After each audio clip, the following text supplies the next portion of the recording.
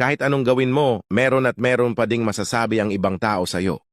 Private school ang anak mo. Feeling mayaman.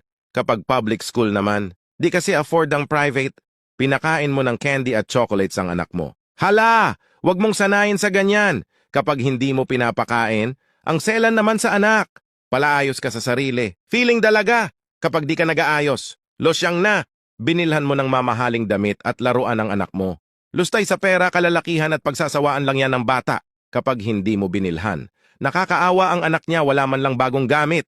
Pinapagalitan mo ang anak mo. Huwag mong pagalitan, mas titigas ang ulo niyan kapag hindi mo pinapagalitan. Ba't di mo dinidisiplina? Titigas ang ulo niyan.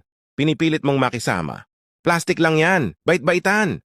Kapag naman palaban ka, masama ugali niyan. Lahat ng gagawin mo may puna ang ibang tao. Kaya kung ako sa'yo, kung anong alam mong tama, kung saan ang ikakasaya mo, hanggat walang matatapakang tao, yun ang gawin mo. Huwag kang mamuhay sa standards ng iba. Huwag mong hingin palagi ang approval nila. Buhay mo yan, pamilya mo yan. Kung may masabi sila, kung ayaw ka nila, wala sa'yo ang problema. Nasa kanila.